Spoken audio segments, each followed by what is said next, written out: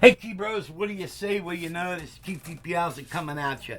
Hey, from time to time, I get a lot of questions, and also I belong to a couple other keyboard groups, like especially the Chord Chrome groups, and Studio Logic, and a bunch of other groups I belong to because of the equipment I got. But a common question I get is, what is a good amplification system to use for your keyboard rig? Okay, well, I'm going to be 66 in August, and I've been playing professionally since I was 12. So I've been through a ton of rigs, and I tell you, the best rig, all around rig that I've come up with is one I'm using now. All right, and what I'm using is I'm using a Mackie Power cabinet. All right, this is rated at 1300 watts. It's got a 15 and a horn, and they're biamp. All right, now here's the back.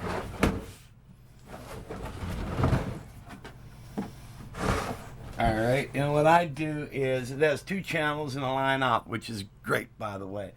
Um, has a limiter on it. You could have that engaged, and for some reason this mine was engaged, but I normally don't engage it.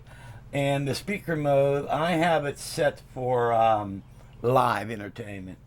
All right, I keep my gain, my channel gain, at 12 o'clock, basically flat, and my master is flat. All right, and that's how I run that. And then for the keyboard, since I mainly use three, but sometimes four, I use a Mackie. So what we're going to do is we're going to move up here so you get a better look here.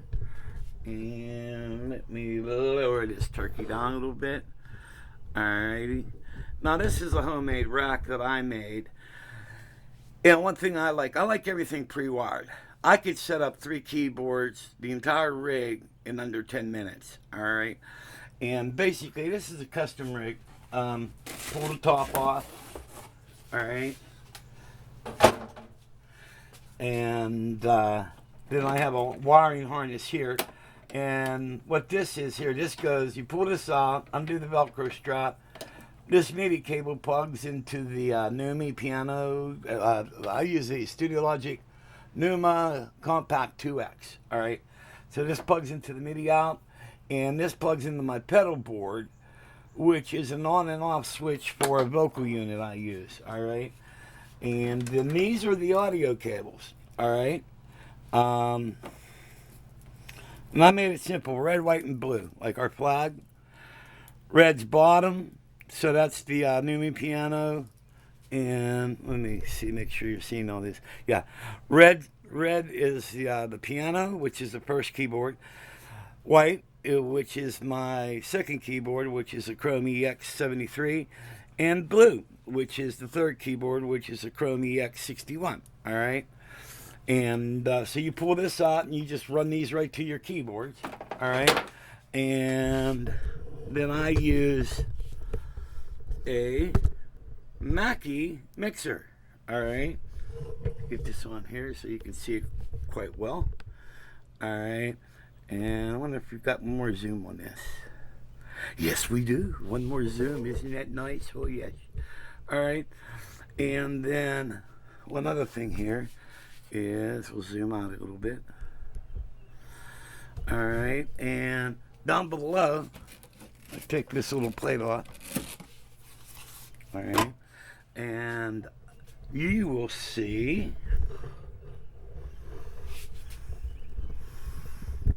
a rack mount module. This here is my vocal unit. All right. That's the Digitech Vocalist Live Pro. All right. And right below this, I have a little drawer. All right. And my microphone goes in there. This is the wrench for my keyboard setup. My lyrics, pair of glasses, my pharmacy, because I'm old and I take medication. But everything I need, got a nice little drawer there. All right. And, then when you pack up, you just put this cover on it. All right. And that's it. So let's get back up to here. And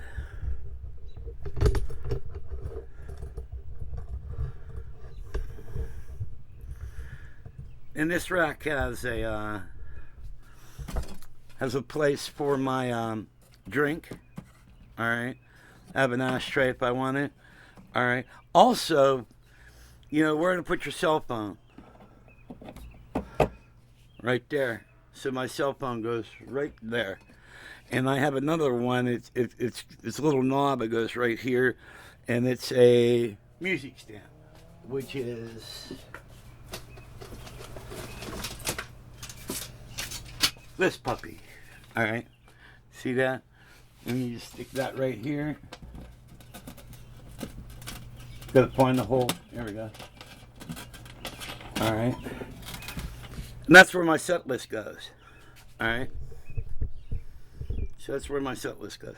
And then channel 1, now these are all mute, so you can mute these all at one time, all right, which they are muted. Channel 1 is my vocal unit.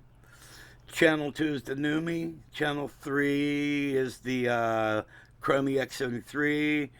And now if you also notice, they're color-coded too, red, white, blue, all right? Then you see the yellow over here. That's my Gaia synthesizer, all right? And but between this Mackie board and this Mackie cabinet, it's an excellent sound system. And I have a short stand for this. So basically, when it's on the stand, it's probably about the height it is now. Then what I did over here is I have this little table. All right, let's see if you can see that. Yeah, that little table right there. If you go to Walmart, they got these little fold-out stools, and they got a little round seat, and you could sit on it. You know what I mean? But it's round. So what I did was I unscrewed that, and I screwed this on it. All right. And so I have my keyboard rig here like this, all right? I have this over here like that, and my mixer's right here, all right? So it's pretty cool setup. But the whole setup goes up in 10 minutes. I'm not going to do an audio test because audio test is pretty much useless because what playback? Are you going to play it back on the phone? How can you tell how good it sounds? Do you have good speakers on your computer? You know what I mean? You'd have to really hear everything live. But take my word for it. This Mackie stuff is really good. It's loud. It's clear. All right. And it's one of the best systems that I've ever played through. I really love it. When I was touring with the Vogues, put it that way, we had a sound company, and they used all EAW equipment, and I even played. Well, I had my own mixer, but they furnished me EAW speakers to play through.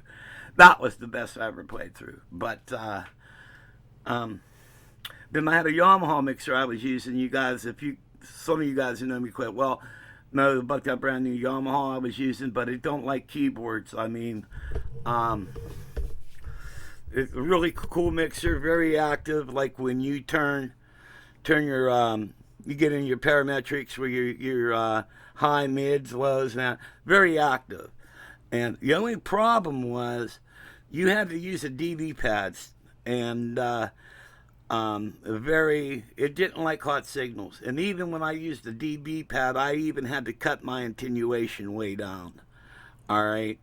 And this board, Mackies are very forgiving boards, so you're not going to peak unless you're an asshole and don't know how to use your equipment.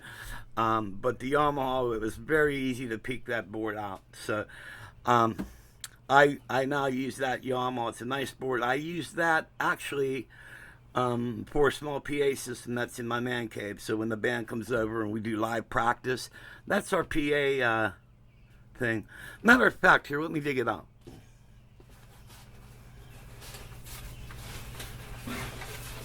We're doing we're doing a gig this Saturday, and we're not going to bring the big mixer, so we'll be using this Yamaha for the 4 RPA mixer. It's got got effects built into it. Very cool board, but if you notice the DV pads on keyboards, man, you're padding your signal, okay?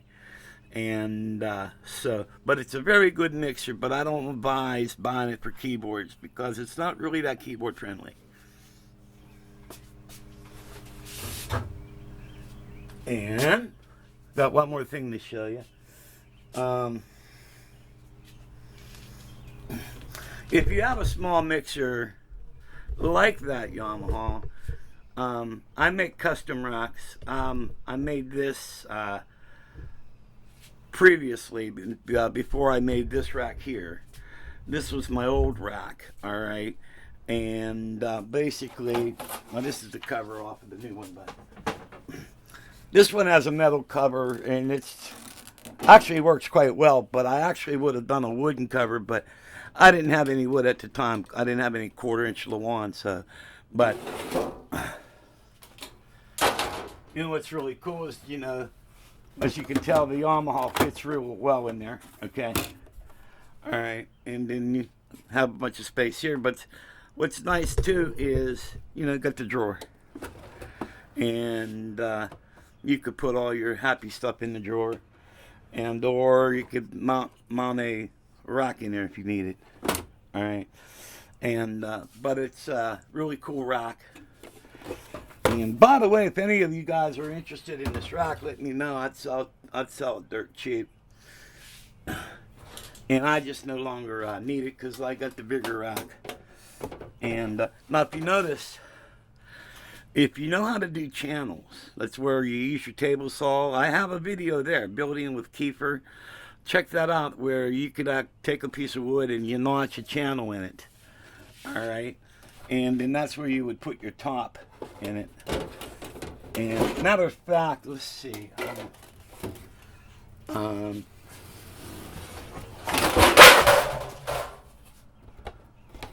Yeah, even my. All right, now this is bigger for my bigger rack. All right, but as you can tell, it fits right in the channel. But